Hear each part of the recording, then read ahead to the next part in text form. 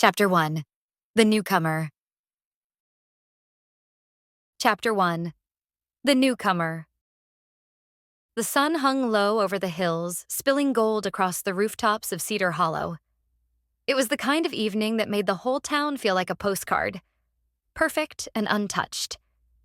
Ethan leaned back against the splintered wood of the bench outside the general store, a half-melted popsicle dripping onto his wrist. He didn't bother wiping it off. Summer did that to people, made them lazy, made them linger. Across the street, Harper was perched on the hood of her brother's car, her legs swinging like she had somewhere to be, though everyone knew she didn't. Not in Cedar Hollow. The only thing to do was wait for something to happen, and usually nothing did. Think she'll come back this way? Harper called over, her voice cutting through the thick, syrupy air. Ethan shrugged. Maybe. You're useless, she said, but she smiled when she said it. Harper always smiled like she knew something you didn't, like she had a secret tucked behind her teeth. Ethan used to find it annoying. Now he found it kind of charming. Who cares if she comes back? Nate chimed in, emerging from the store with a bag of chips and a soda. He plopped down on the bench next to Ethan, the wood groaning under his weight. You're all acting like she's some kind of movie star. She's not a movie star, Harper said, hopping off the car and crossing the street. But she's different. Different. That was one way to put it. Lana had arrived in town 3 days ago, dragging a suitcase that looked too big for someone so small. She'd rented the old cabin by the lake, the one everyone said was haunted, though no one could agree on the details.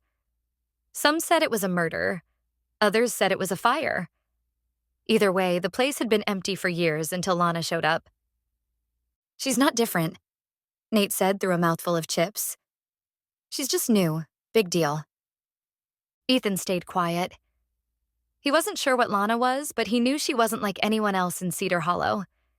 She had this way about her, this energy that made you notice her even when you didn't want to. She wasn't loud or flashy. She didn't try to stand out. But somehow, she did.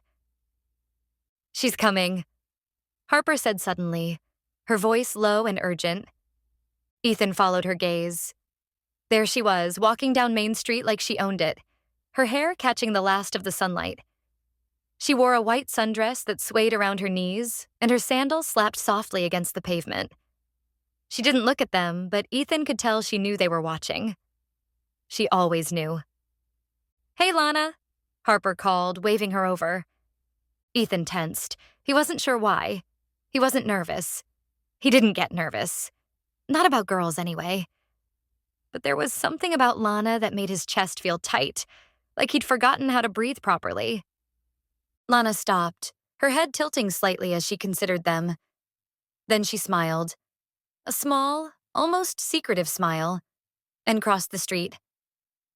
Hey, she said, her voice light and melodic, like the wind through the trees.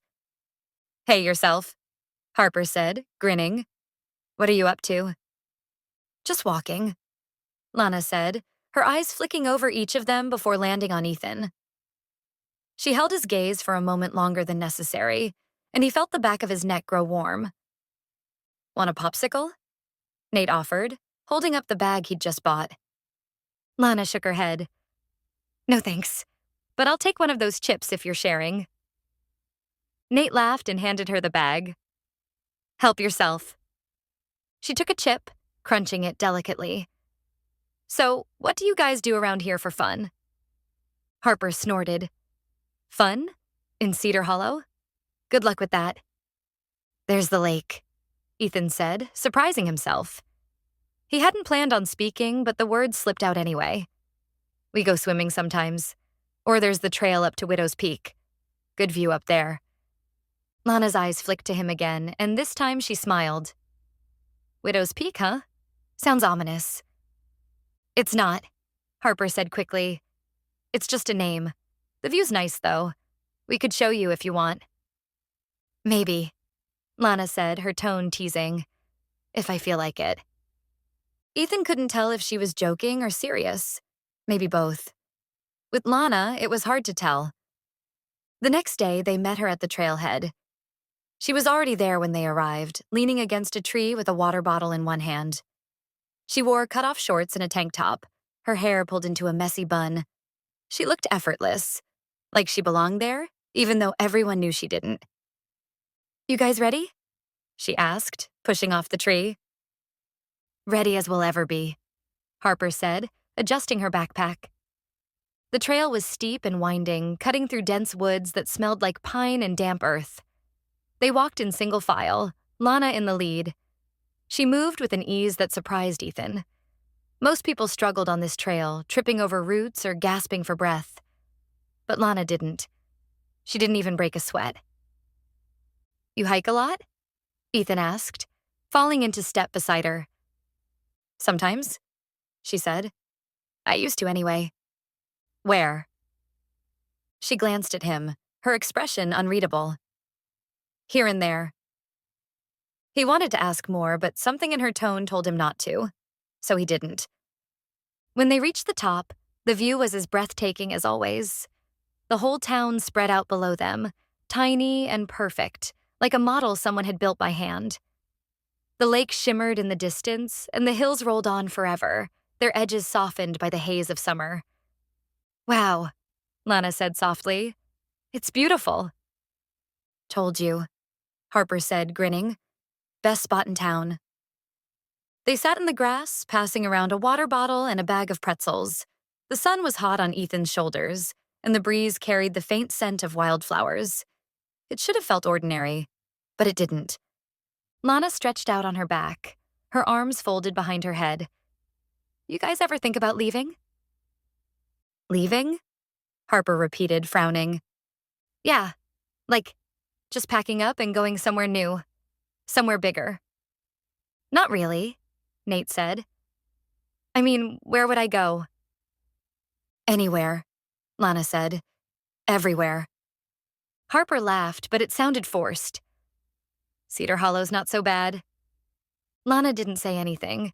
She just stared up at the sky, her expression distant. Ethan watched her, a strange feeling tugging at his chest. He didn't know what it was, but it scared him a little, because it felt like something was starting. Something he didn't understand. Something he wasn't sure he wanted to. But it was too late now. Whatever it was already there, growing between them like a spark in dry grass. All he could do was wait and see if it caught fire. Chapter 2. The Dare. The moon hung low, fat and heavy, spilling its light over the woods like milk. The air was thick with the smell of pine and damp earth, the kind of night that felt alive, buzzing with secrets. Ethan leaned against the hood of Nate's rusted pickup truck, arms crossed, trying to look like he wasn't waiting for her. But he was. Harper was laughing at something Nate said, her voice loud and loose, like it always was when she felt comfortable. She had her hair tied back with one of those scrunchies she always wore, something bright and clashing against the muted colors of her hoodie. Nate was flicking rocks at the ground, each one bouncing off the dirt like it had somewhere to be.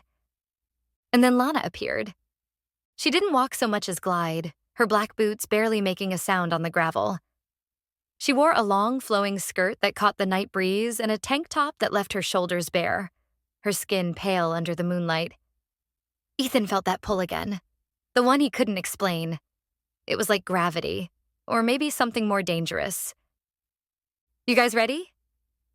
Lana's voice was soft, but it carried. She stopped a few feet away, her hands shoved into the pockets of a leather jacket that looked too big for her. She smiled, and Ethan felt it in his chest. "Depends," Harper said, smirking.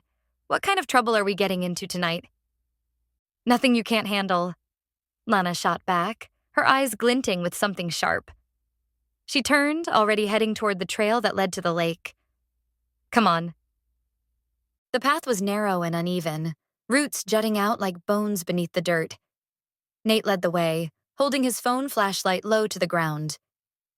Harper followed close behind, her laughter quieter now as she concentrated on not tripping. Ethan walked beside Lana, though he kept a careful distance, like getting too close might burn him. She didn't seem to notice, or maybe she did and just didn't care. You've lived here forever, right? Lana asked, her voice cutting through the sounds of crickets and their footsteps. Yeah, pretty much. Ethan glanced at her, then back at the ground. Born and raised. Must be boring. She said it like a challenge, like she was daring him to disagree. Sometimes, he admitted, but it's not all bad. Lana hummed, a low sound that felt like judgment and curiosity all at once. You ever been to the lake at night? Not really. He hesitated, then added, People say it's haunted. She laughed, and it wasn't sweet or soft. It was sharp, like a knife. People say a lot of things. Ethan wanted to ask her what she meant, but Harper interrupted, calling back over her shoulder. How much farther? My legs are gonna fall off. Not far, Lana answered, picking up her pace. You'll survive. The lake was a dark mirror, smooth and still, reflecting the stars above. It looked bigger at night, the shadows stretching out like they could swallow them whole. Nate tossed his flashlight onto the ground, the beam pointing upward, and Harper plopped down beside it, pulling her knees to her chest. Lana walked to the edge of the water, her skirt brushing against the tall grass. She turned back to the group, her smile wide and wicked. Let's play a game. Nate groaned. Seriously? What are we, 12? Scared? Lana shot back, raising an eyebrow. Harper snorted. He's always scared. Don't mind him. Nate flipped her off, but the tension in his shoulders eased. He sat down, picking at the laces on his sneakers. Fine. What's the game? Lana tilted her head, considering. It's called the dare. Simple rules. You either answer the question honestly, or you do the dare. No backing out. Harper grinned. I'm in. Ethan hesitated, his pulse quickening. He didn't trust her, not entirely, but he didn't want to be the one to say no. Sure, he said, his voice steady even though his chest felt tight. Great. Lana's smile deepened, and Ethan swore he saw something dangerous in it. She dropped to the ground, crossing her legs and leaning forward like she was about to tell them all a secret. Who wants to go first? It started small. Harper dared Nate to chug the rest of the water in his bottle, and he did, complaining the whole time. Lana asked Harper what the worst lie she'd ever told was, and Harper admitted she'd once faked being sick to get out of a math test. They laughed, the sound bouncing off the trees, and for a moment Ethan forgot to be nervous. But then it was Lana's turn. She looked at Ethan, her eyes catching the moonlight, and he felt pinned under her gaze. Truth or dare? His throat went dry. He wanted to pick truth. It felt safer. But he couldn't bring himself to say it. Dare. Her smile was slow, deliberate. Tell me your biggest secret. That's not a dare, Nate complained, tossing a rock into the lake. It splashed, sending ripples across the surface. It is if he doesn't want to do it, Lana said, her tone light but unyielding. Ethan's mind raced. He didn't know what to say, didn't know what she wanted from him. He glanced at Harper and Nate, but neither of them spoke, their faces expectant. He took a breath, the air cool and sharp in his lungs. He stopped, shaking his head. I don't know. That's a cop-out, Lana teased, leaning closer. Come on, Ethan, you can do better than that. Her name in his mouth felt foreign, too intimate. He swallowed hard. Fine. My biggest secret. He hesitated, the words sticking to the back of his throat. I think I'm afraid of being like my dad. The confession hung in the air, heavy and raw. Harper's smile faded and Nate looked away, his jaw tight. Lana didn't react, at least not visibly. She just nodded, like she'd expected it all along. Your turn, she said, her voice softer now, almost gentle. Ethan exhaled, his heart pounding. He looked at her, really looked, and for the first time he thought he saw past the walls she'd built around herself. Truth or dare? Dare, she said without hesitation. Okay. He paused, the dare forming in his mind before he could stop it. Tell me why you're really here. Lana's smile faltered just for a second. Then it was back, sharp as ever. That's not a dare. It is if you don't want to answer it, he said, throwing her words back at her. She laughed, the sound quieter this time. Fair enough. She leaned back, her hands pressed against the dirt. I'm here because I needed to get away. From everything. From everyone. That's it. Ethan didn't believe her. Not entirely. But he didn't push. Some secrets weren't meant to be shared. Not yet.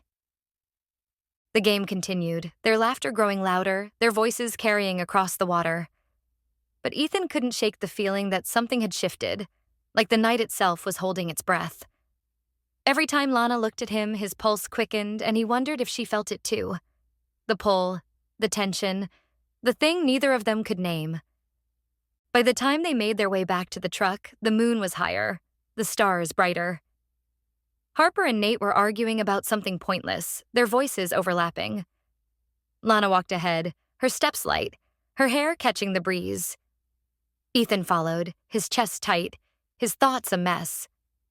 She turned back, her eyes meeting his, and for a moment, everything else faded. Good night, Ethan, she said, her voice barely above a whisper. Good night, he replied, his voice steady even though his heart was anything but. As they drove away, the lake disappeared behind them, swallowed by the trees. But the night lingered, pressing against Ethan's skin, leaving him exhilarated and conflicted all at once.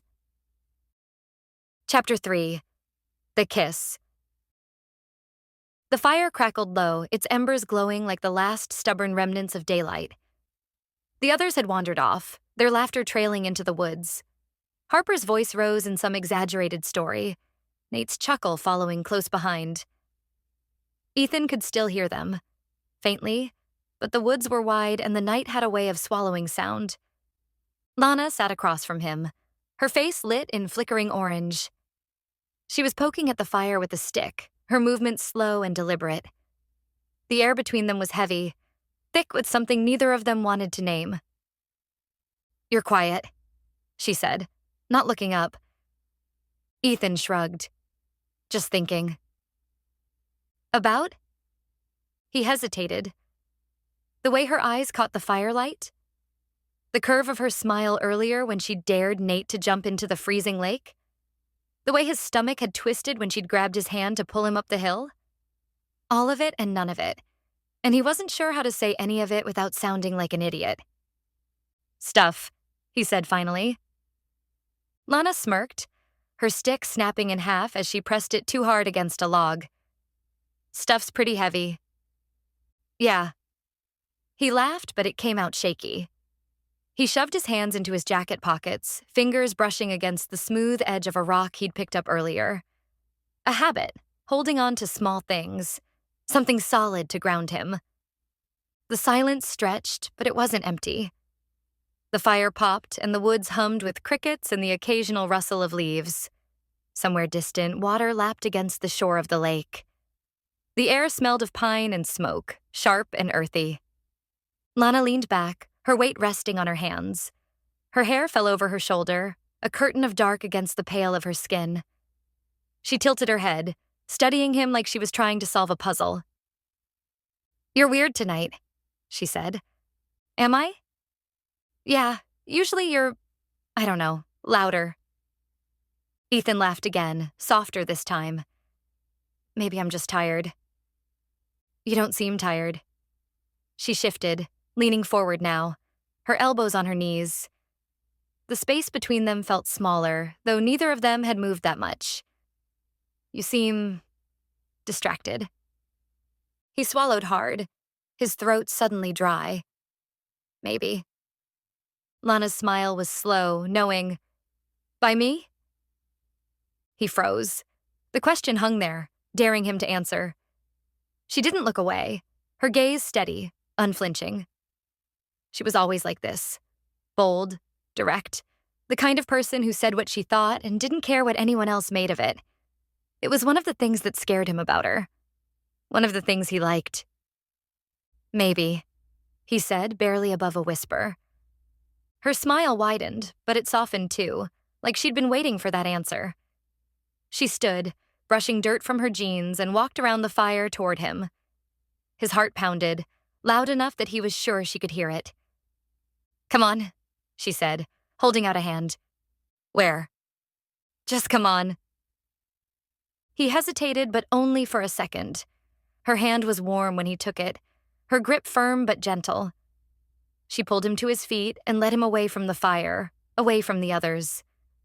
The woods were darker here, the trees pressing in close. The ground was uneven, roots and rocks hidden beneath a blanket of pine needles. She didn't let go of his hand. They stopped at a clearing, the lake stretching out before them like a sheet of black glass. The moon hung low, its reflection shimmering on the water. Lana let go of his hand and walked to the edge, her boots crunching softly on the gravel. Ethan stayed where he was, his hands shoved back into his pockets. He watched her, the way the wind caught her hair, the way she stood with her shoulders squared and her head high, like she belonged here, like she belonged everywhere. "It's beautiful," she said, her voice quiet. "Yeah," he said, though he wasn't looking at the lake. She turned, catching him. Her smile was there again, teasing but not unkind. "You're staring." "Sorry." "Don't be." She walked back to him, slow and steady. Her boots stopped just inches from his sneakers. She tilted her head up and he realized just how close they were. His breath hitched. He could smell her. Something faintly floral mixed with the wood smoke from the fire. It made his head spin. "Ethan," she said softly. "Yeah?" Her hand came up, brushing lightly against his arm. It wasn't much, just the barest touch, but it sent a jolt through him. He felt like he was standing on the edge of something, teetering, and she was the only thing keeping him from falling. "Do you want to kiss me?" she asked. His brain short-circuited. The question was so direct, so her. He opened his mouth, but no sound came out. She waited, patient, her eyes never leaving his. "Yes," he said finally, his voice barely audible. She smiled again, and this time it was different. Softer, real. "Then do it." He hesitated, his mind racing. This was Lana. Lana, who laughed too loud and dared people to do stupid things. Lana, who never seemed afraid of anything. Lana, who was standing so close he could feel the warmth of her breath on his skin. He leaned in, slow, giving her time to pull away if she wanted to. She didn't. Her eyes fluttered shut, and then his lips were on hers. It was soft at first, tentative. Her lips were warm, and she tasted faintly of the marshmallows they'd roasted earlier. His hands found her waist, and hers slid up to his shoulders. The kiss deepened, and the world around them faded. The lake, the woods, the fire. They all disappeared. It was just her. Just this. When they finally broke apart, he was breathless. So was she. She looked up at him, her cheeks flushed, her lips slightly swollen. She didn't say anything, and for once, neither did he. The silence wasn't heavy this time. It was full of something else. Lana stepped back, just a little, her hands slipping from his shoulders. "That wasn't so hard, was it?" He laughed, the sound shaky but genuine. "No, not hard." Her smile was back, playful now. "Good. I'd hate for it to be a one-time thing." Ethan's chest tightened, a mix of hope and fear tangling together. He didn't know what this meant, what would happen next. But for the first time in a long time, he didn't care. He just wanted to stay in this moment a little longer. "Come on," she said, grabbing his hand again. "We should get back before they send a search party." He let her lead him, her hand warm in his. The fire came into view, and the sound of Harper and Nate's laughter grew louder. The night wasn't over yet, but something had shifted. Something that couldn't be undone. Ethan glanced at Lana as they walked, her profile glowing in the firelight. She caught him looking and grinned. Yeah, he thought. Maybe this was the start of something. Something good. Chapter 4. The Fallout. The fire had long since turned to embers, but its smoky scent clung to Ethan's hoodie as he walked back to the cabin. The others were already inside. He could hear bursts of laughter through the thin wooden walls, muffled but warm, like a favorite song playing in another room. He paused on the porch, hand on the splintered railing, and stared out at the dark line of trees. His lips still tingled, a phantom sensation that wouldn't fade. Lana's kiss had been soft and deliberate, like she'd been thinking about it long before it happened. He hadn't expected it. Not from her. Not from anyone. He shoved his hands into his pockets, pressing his thumbs against the frayed seams. It was stupid to feel this way, like he'd been hit by something he couldn't name. A kiss was just a kiss. Except it wasn't. Not with her. The door creaked as he stepped inside. The heat from the fire hit him first, then the smell of popcorn and damp socks drying by the hearth. Eric was sprawled on the couch, tossing kernels into his mouth and missing half of them. Sarah sat cross-legged on the rug, her phone glowing in her lap. And Lana. Lana was perched on the armrest of a chair, laughing at something Eric said, her hair falling over one shoulder. Ethan froze for half a second, but it was enough. Sarah looked up, her eyes narrowing. "Where have you been?" she asked, her voice light but edged. "Just outside," he said, too quickly. He moved toward the kitchen, pretending he hadn't noticed the way Lana's laughter had stopped or the way Sarah's gaze lingered. "Outside?" Eric snorted. "What, communing with nature? Did you hug a tree, man?" Ethan grabbed a glass from the counter and filled it with water, his back to them. "Something like that." "Ethan's a mystery," Lana said, her voice teasing but softer than usual. He could feel her watching him. "Maybe he's got secrets." "Secrets?" Sarah echoed, and there was something sharp in the way she said it. "Ethan doesn't have secrets. He's an open book, right?" He turned around, forcing a shrug. "Right." But the room felt different now, the air heavier. He caught the flicker of something unspoken in Sarah's expression, the way her eyes darted from him to Lana and back again. He knew Sarah too well to miss it. She was piecing something together, and it made his stomach twist. The tension only grew the next morning. They'd planned a hike. Eric's idea, because he couldn't sit still for more than an hour without getting restless. The trail wound through dense woods, the sunlight breaking through in patches. The air smelled like damp earth and pine, and the chill of the early autumn morning clung to their skin. Ethan walked at the back of the group, his boots crunching over the uneven path. Lana was up front with Eric, who was talking too loudly about some podcast he'd been obsessed with.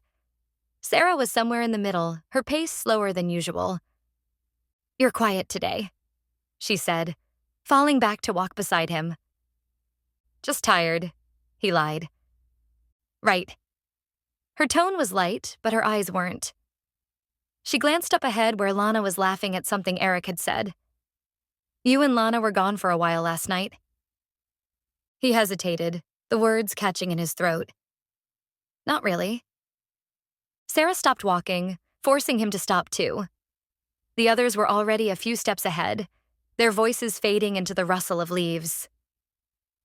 "Ethan," she said, her voice low. "What's going on?" "Nothing's going on." Her jaw tightened. "Don't lie to me." He looked away, his hands curling into fists at his sides. "It's not like that." "Then what is it?" He didn't answer. He couldn't. Sarah stared at him for a long moment, her expression a mix of hurt and frustration. Finally, she shook her head and started walking again, faster this time, leaving him behind. By the time they reached the overlook, the tension was unbearable. The view was stunning.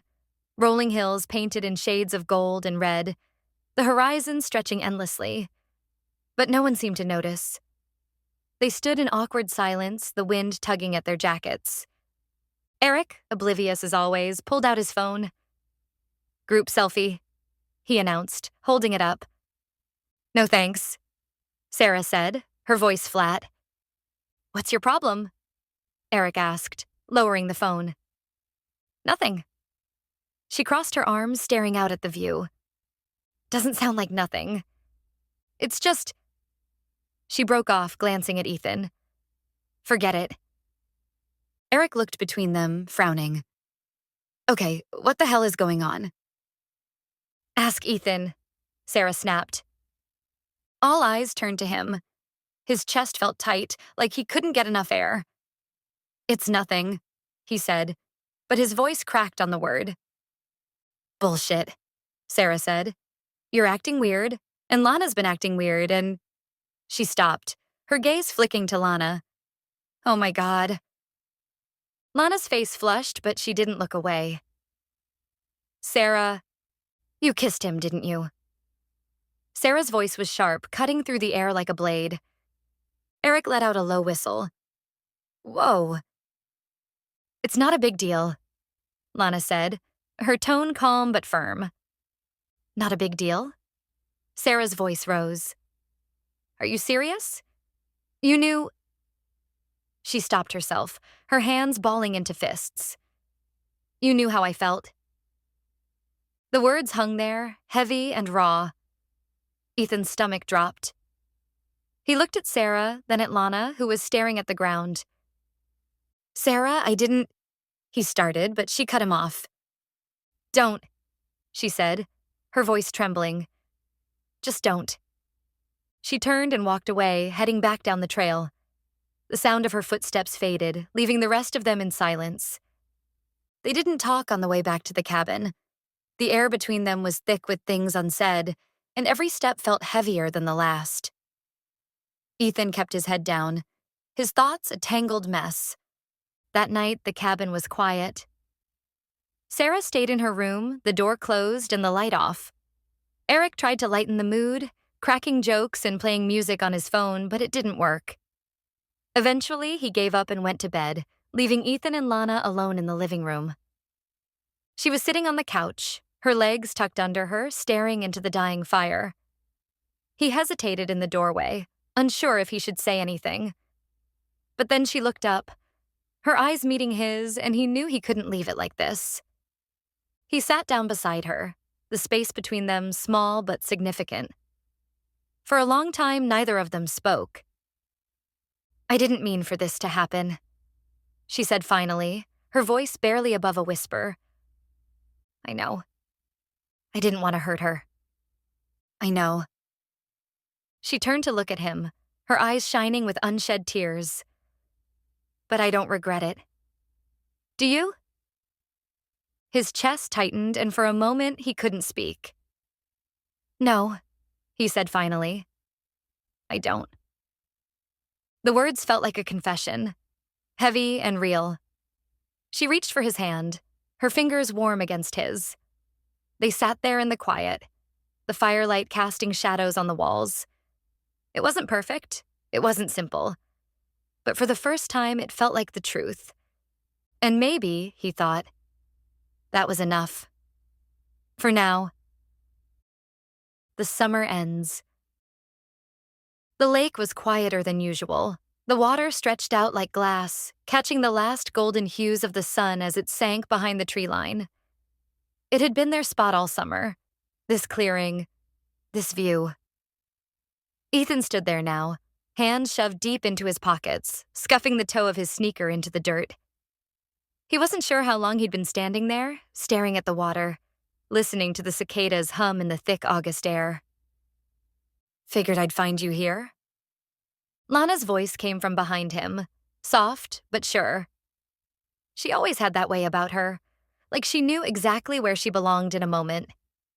He turned to see her stepping through the trees, her hair loose and wild, catching bits of the fading light. She wore the same faded denim shorts she'd worn the first day they met, the edges fraying just enough to show how much they'd been loved. He smiled, but it felt heavy. "Guess I'm predictable. Or consistent." She stopped a few feet away, her arms crossed lightly over her chest. Her eyes found his, and for a moment, neither of them said anything. The air between them buzzed, full of everything they weren't saying. Finally, she broke the silence. "You're leaving tomorrow." It wasn't a question. They both knew the answer. "Yeah," he said, his voice quiet. "Early." She nodded, looking down at her feet. She traced a lazy line in the dirt with her toe, like she could draw a picture of something that would make this easier. "I guess we should say goodbye then." He swallowed hard, his throat tight. "I guess so." The words felt wrong, too small for what this was. He thought about the nights they'd spent sitting by the fire, her laughter cutting through the dark like a spark. The way she'd leaned in close to tell him secrets, her voice low and conspiratorial, like the world was just theirs for the taking. And of course, the kiss. That stupid, perfect, impossible kiss. He didn't know how to say goodbye to all of that. "Ethan?" Her voice pulled him back. She stepped closer now, close enough that he could see the faint freckles dusted across her nose. "This summer, it meant something, didn't it?" He nodded, his chest tightening. "Yeah, it did." Her lips curved into a small, sad smile. "Good. I needed to hear you say it." For a moment, he thought about reaching for her hand, but he didn't. Instead, he looked out at the lake again, his jaw tightening. "It's just life, you know? You're here, I'm not, and I don't know how to make that work." "Me neither," she admitted, her voice barely above a whisper. "But maybe it's not about making it work. Maybe it's just about letting it be what it was." He turned to look at her, and there was something in her eyes. Something strong, even in the sadness. She wasn't asking for promises. She wasn't asking for forever. She was just asking for honesty. "I'll never forget this," he said, his voice steady now. "You. Us." Her smile widened, just a little. "Good." She reached up then, her hand brushing lightly against his cheek.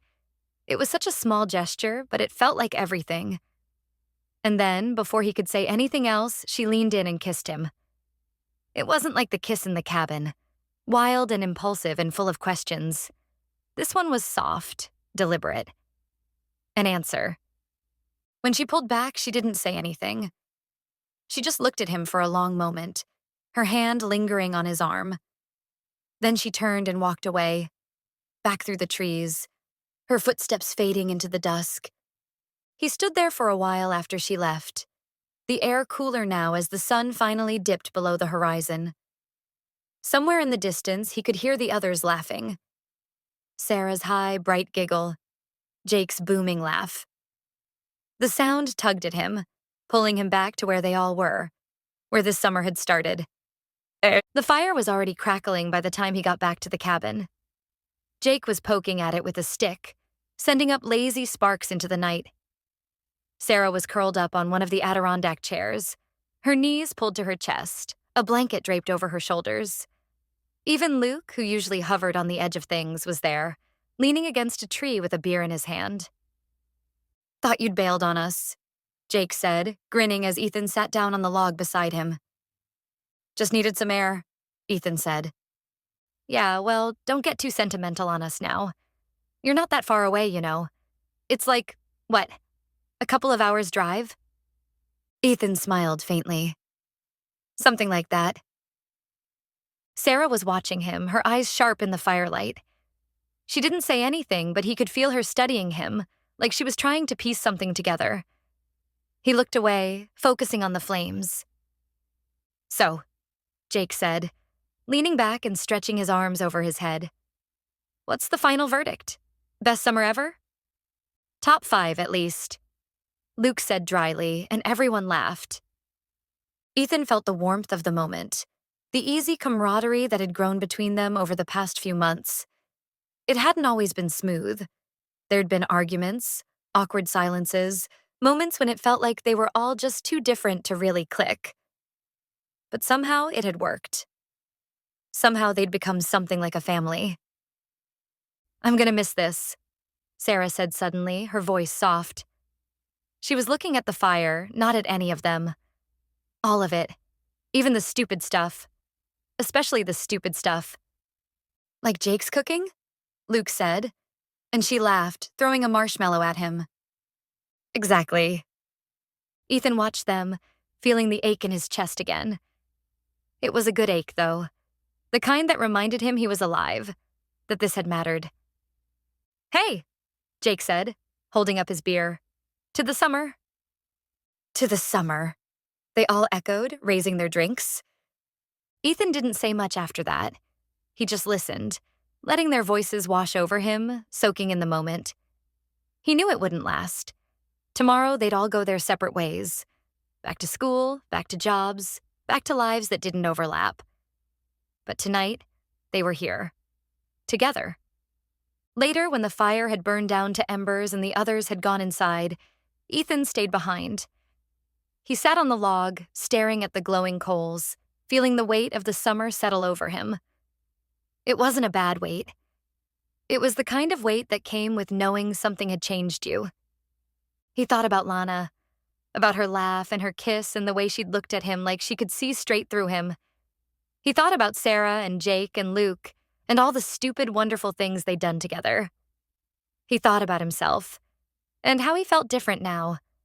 Older, maybe. Or just more awake. When he finally stood up and headed inside, the cabin was quiet. He paused in the doorway, looking back at the fire one last time. The coals were barely glowing now, but they were still warm. Still alive. Just like him. And as he climbed the stairs to his room, he felt something new settling in his chest. It wasn't sadness, or regret, or even longing. It was hope. The kind that whispered, softly but surely, that this was just the beginning. The summer was over, but something else was just beginning.